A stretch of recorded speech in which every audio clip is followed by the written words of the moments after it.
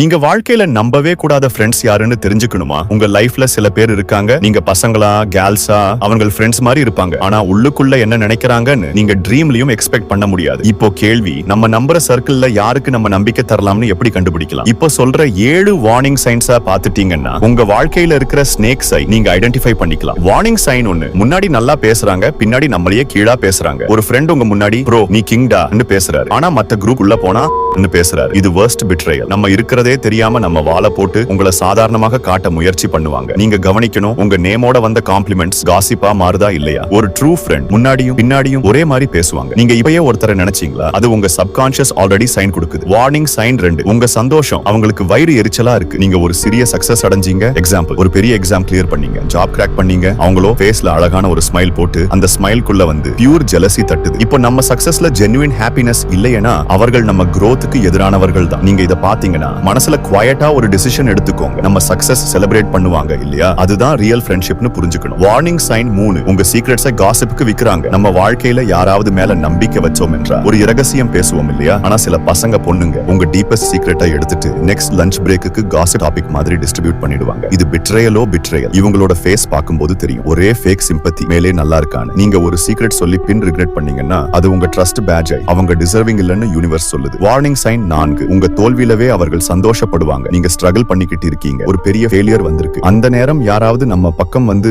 Bro நல்லா பண்ணிருவீங்க கம்பா பண்றீங்கன்னு moral support கொடுப்பாங்கன்னா அவங்க ரியல். ஆனா சில பேர் உங்க தோல்வியில சந்தோஷமா இருப்பாங்க, உங்களை தான் இந்த நாள் பாதிக்குது. அவங்களுக்கு அது என்டர்டைன்மெண்ட் மாதிரி இருக்கும். இதுதான் டேஞ்சரஸ் சர்க்கிள் மெயின் சிம்டம். நீங்க இப்பயே உங்க மனசுல ஃபில்டர் பண்ணுங்க. வார்னிங் சைன் 5, உங்களை தேடி வராதவங்க ஏதோ கிடையாது போல விலகி போறாங்க. ஹார்ட் டைம்ஸ்ல யாரும் தெரியாம போயிடுறாங்கன்னா அது ஒரு பெர்ஃபெக்ட் ஃபில்டர். குட் டைம்ஸ்ல எல்லாரும் ஸ்வீட் ஸ்மைல் போட்டு தான் இருப்பாங்க. ப்ராப்ளம் வந்தாதான் உண்மையான உறவு தெரியும். ட்ரூ ஃப்ரெண்ட்னா ஒரு கால் வந்தாலே ஓடி வருவாங்க. ஃபேக் ஃப்ரெண்ட்னா உங்க காலை கூட மிஸ் பண்ணுவாங்க. ஒரு ஸ்மால் டெஸ்ட், நீங்க ஸ்ட்ரகிளிங்ல இருக்கப்போ யாரேனும் நீங்க கண்டிப்பா மிஸ் பண்ணினீங்கன்னு மனசுல வருதா, அவன் தான் உங்க ஃபேக் ஃப்ரெண்ட். அவங்க கணக்குல நாம ஒரு ஆப்ஷன் மாதிரி தான் இருந்தோம். வார்னிங் சைன் 6, உங்களோட ட்ரீம்ஸை சோட்டு பண்ணுவாங்க. நீங்க ஒரு பெரிய கோல் சொல்லீங்கன்னா அது உன்னால முடியாதுன்னு ஒரே டிஸ்கரேஜ் பண்ணுவாங்க. போடா நீயா பிசினஸ் ஸ்டார்ட் பண்ண போறே, நீயா ஆக்டர் ஆக போறே, அப்படி ஒரே கேலி. அவர்கள் விக்டரி பார்க்க விரும்புறது இல்லை, அவர்கள் வெறும் லிமிட்ஸோடவே நம்ம ரெஸ்ட்ரிக்ட் பண்ண நினைக்கிறாங்க. யாரும் உங்க ட்ரீமை கேலி பண்ணனா அந்த ஃப்ரெண்டை மியூட் பண்ணுங்க, உங்க ஆம்பிஷனை அன்மியூட் பண்ணுங்க. வார்னிங் சைன் 7, உங்களால ஷைன் பண்ண முடியும்னா பாக்குறாங்க காம்படிஷன் மாதிரி. ஃப்ரெண்ட்ஷிப்னா சப்போர்ட், growth and pride. ஆனா பேட் சர்க்கிள்னா உங்க விக்டரியே காம்படிஷன் மாதிரி ட்ரீட் பண்ணுவாங்க. இவங்க உங்க வெற்றியை பார்த்துட்டு ஒரு ஜெலசி மீட்டர்ல மெஷர் பண்ணுவாங்க. உங்க ப்ராக்ரஸ்லோ